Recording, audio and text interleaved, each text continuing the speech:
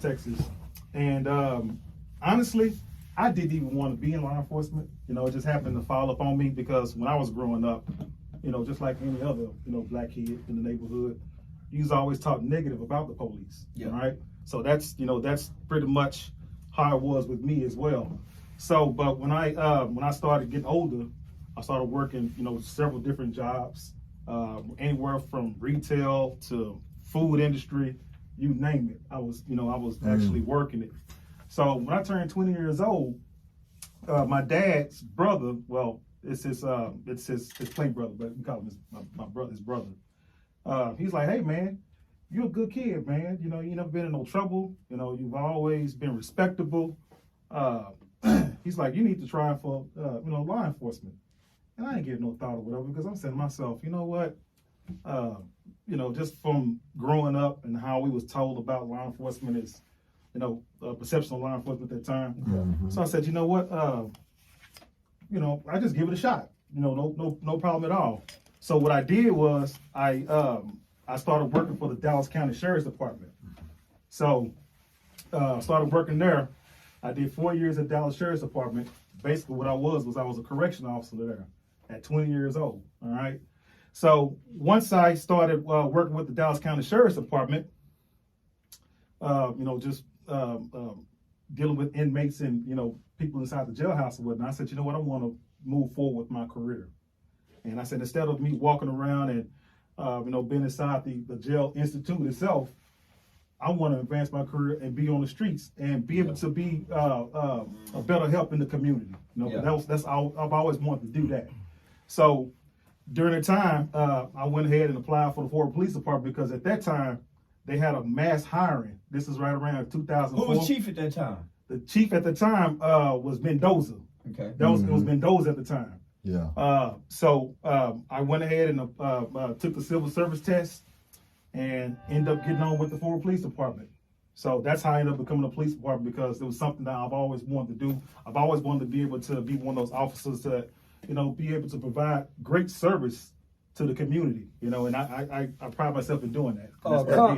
Country boy raised in a rural area. Right. An elder tell you, man, you've been a good kid, identify your good qualities and make a recommendation, and say, man, you ought to go into law enforcement. And so you do that. Right. And so you set out to be a law enforcement. So you have no preconceived notions of what you should be. Right. You just coming to do something good. Right. Absolutely. Doing something good. That's right. What was the reason that you wanted to do something good? Did you see, do you have anybody that's in your family member that you know that's been incarcerated? Have you seen any kind of police brutality?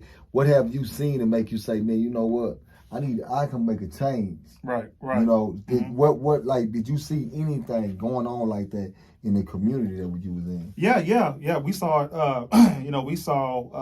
domestic violences that was going on at the particular time, with, family members and friends and so on and so forth and whatnot. So, when I was a young child, just seeing all this, I'm saying to myself, that's something I can definitely, when I get older, if I can get in a position to do something that can help somebody out, because just from seeing everything when I grew up, I said, yeah, I'll definitely do that. And so that's what made me, want to pursue, being an officer and whatnot. So that's what happened. Okay. So 20 years old as a correctional officer. Yeah.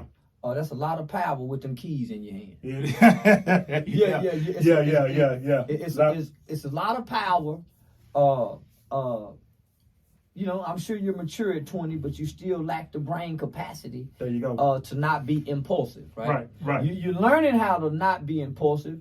But it's some days, nigga beating on the wall saying, "Fuck you, nigga, little old square ass nigga. You don't know nothing about nothing." See, they can't train you to have a response for that. No. How did you learn how to respond to the other side of the glass? Oh man, when you growing up inside the neighborhood that you live in, you hear people, talking like that all day long or whatnot. So, I'm one of those kind of guys that, I have a really, really thick skin. So stuff like that, talking like that, the kind of language, it never bothered me, not one bit, growing up. So when you hear somebody, inside the jailhouse cussing you out and screaming and fighting and going on and whatnot, look, man, I'm from the country, man. We hear that stuff all the time, and it just go in one ear and out the other. But you know, it's entertaining to me. I tell you that. I used to get a kick out of, you know, doing that, and you know, some of these people inside the jailhouse, you know, when they would kind of throw their fit, and we go over there and, you know, and deal with them. But for the most part, man, it go in one ear and out the other. Man, it never bothered me, not one bit. So you never took the job personally? No, never take the job personally. No, couldn't do that. So how do you think working in the county jail, working with the inmates, how do you think that prepare you to become a police officer? Man, you know, that's a good question, Charleston, because I would tell new recruits in the police department that never had no experience in law enforcement whatsoever, that if you want to get inside, if you want to become a real effective police officer, that, you know, I would tell them all the time, start somewhere in like a jail facility. So that way you can get used to people. Yeah, so you can get used to people. Criminals, yeah. You can get used to people. Because I tell you this, when I became a police officer and the correction officer and a police officer, I've had so much different training over my course of the years. I've had all kind of licenses. I've been through so many different classes. But what they don't teach you in law enforcement, and this is very important to law enforcement worldwide, is communication. There's no training at all for communication, and that's where a lot of police officers. Well, that's the barriers. That's it. That's the barrier. You're absolutely right, and that's where a lot of communication is like the number one problem in law enforcement, whatever, because that's like 90-something% of your job. That's why when they tell you to do something and you don't do it, they don't know what to do besides force. There you go. Yeah, right, exactly. They don't like, absolutely. That's why they don't know. They don't know what else to do. Right. Okay. They don't know the art of communicating. Right. Either shoot you, put the cuffs on you, or we jump on you. Right. So if I'm having a bad day, and they having a bad day because they boss been fucking with them, they lack the communication that I need for all of us to get home safely. Absolutely. Facts. Absolutely right. Facts. Absolutely right. So it's Absolutely very right. few. So what you're saying is very few officers that had communication skills. They did, yeah. There's a very few amount of officers that do actually have communication skills. Very few. All right, but like I told you, when you get to the police academy, with Fort Worth Police Department, what they do is once you get inside the police department, I mean, they pretty much, it's almost like the military. They strip you all the way down. Your mama ain't shit. Your dad ain't shit. That nigger shit you think you know, they gonna get that shit up out of you. They strip you down, man, because you sometimes you're dealing with some officers or some trainees that's, you know, want to become a police officer. They never been into no fight. They probably ain't never been into no really good deep altercation with nobody. Meaning verbal communication and whatnot. Probably ain't never been cussed out. Never even seen a black guy. Probably, yeah, that too. Never even been close up on a nigger. Right. So when